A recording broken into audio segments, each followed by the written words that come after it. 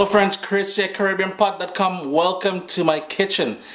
This is going to be a three-part series. Part one is going to be all about making fry bake. Part two, frying shark for the fry bake. And as well as a topping for all of this, a beautiful coleslaw. All together, you put it together and we're going to get bake and shark. Hey, a wicked sandwich from down on the islands. As I said, it's always a pleasure to have you guys here in the kitchen with me. In this series, you're going to see my mom's going to be helping me. She's down because I'm no good with kneading flour and stuff like that. Then you're going to see my dad helping fry up the shark as well. So stay tuned. We're going to get to making those fried bakes right. Yeah, so let's get cracking on the ingredients we'll be using today. Up front, some instant yeast. This is an 8-gram package here. I'm going to use half of this. So maybe about 4 grams. I'm guessing it's probably about 3/4 teaspoon to a teaspoon of that instant yeast. 1 teaspoon of baking powder, 1 tablespoon of margarine, you can use butter if you want, 1/4 teaspoon of salt, 1 tablespoon of vegetable shortening, water. We're going to need some water. I'm going to start off with about a cup. You may need a little bit more depending on how the consistency of your dough is going to end up being. It's maybe a little bit different depending on the flour you use. Speaking about flour, all-purpose flour, I've got 3 cups of all-purpose flour in the bowl here. So all we got to do is put this all together to form a dough, and then we're going to leave it to rise for about 45 minutes or so. So let's get cracking on putting the dough together. So the first thing we got to do is create a dough. So in this bowl here, we've got that flour, the 3 cups of all-purpose flour, and just about everything else is going to be added in there. So in goes the baking powder, and I do apologize for the shaky camera today. I'm videotaping my mom. She's helping me out today in putting this recipe together for you guys. The salt,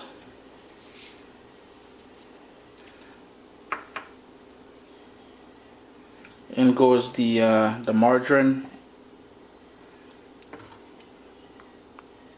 the vegetable shortening, and finally the yeast.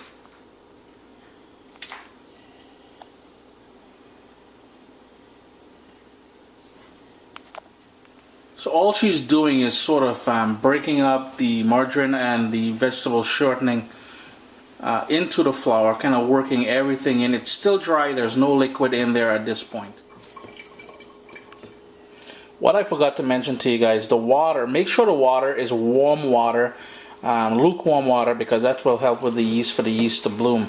And all she's doing now is adding the water. She's added about 3/4 of it in there, and pretty much all you're doing is making a dough how you would normally make a dough.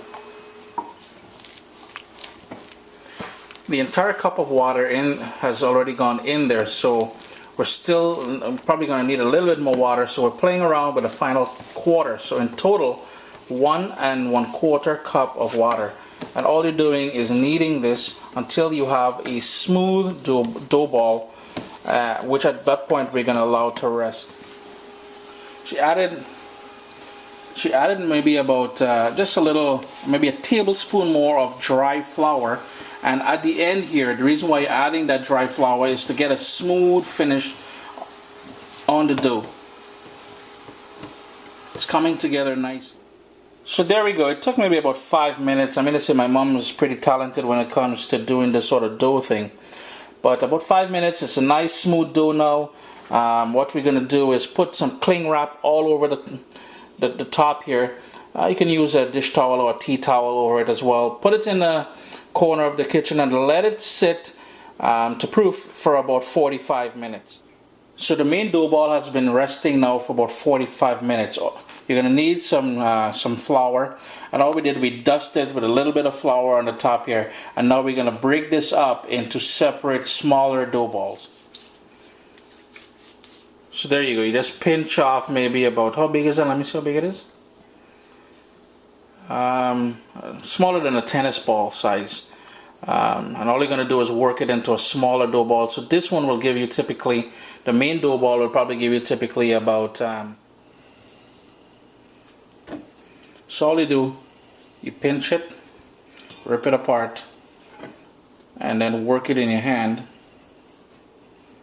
into that nice smooth dough ball.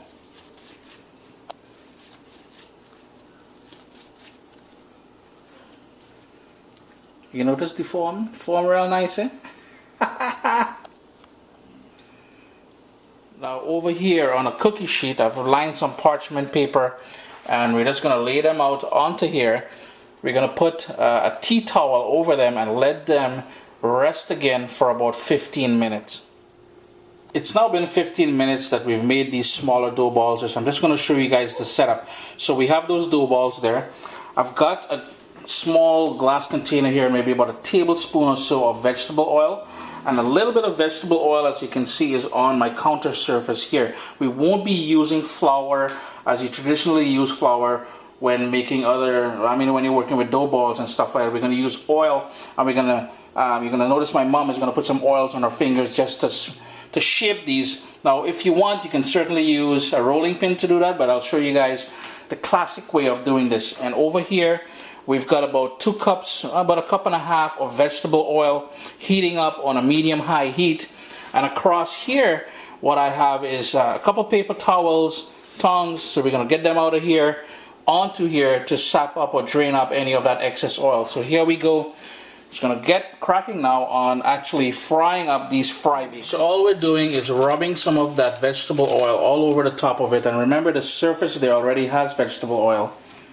My mom's fingers already has vegetable oil on it, and all she's doing is pretty much pressing down on it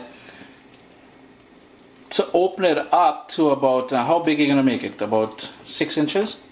Let's see.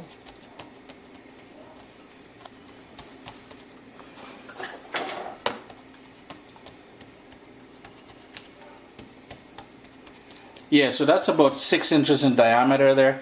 Now as soon as the oil heats up, we're just going to gently pick this up and put it into the hot oil. So it's gone into the hot oil, and immediately you want to flip it over.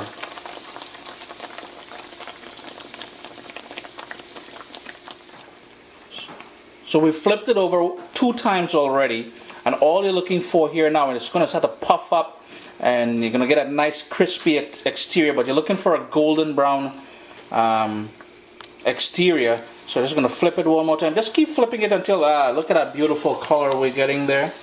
Those little burnt edges in there, well, it's not burnt yet, but the burnt edges are the best part of this.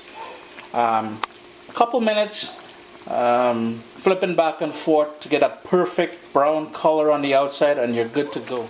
You notice that perfect brown color we got. It's only been cooking now for about 2.5–3 minutes. But like I said, we've been flipping it back and forth until we get that beautiful color. 10 more seconds on this side, and then all we're going to do is fish it out of there and put it onto those paper towels. So all we're doing, we're going to pick it up first. Let most of that oil drain off. Give it a couple little shakes.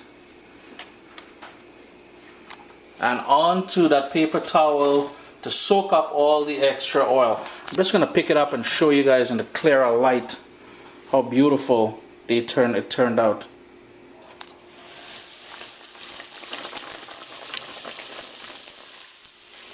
So immediately after you put it in, what you want to do is flip it. What it does, it seals the flour on one side, on the dough on one side, and then you flip it over, and that's when you allow it to brown up or darken up a little bit. If you look over here, we've already got 3 of these beautiful fry bake ready to go. So you notice how we then flipped it over. It's starting to take on that color. So we're going to leave it on that side, flip it over one more time to really enhance that dark golden brown color.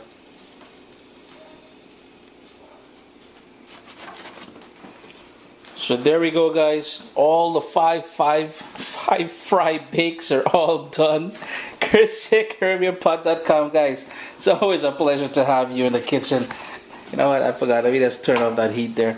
It's always a pleasure to have you guys in the kitchen here with me.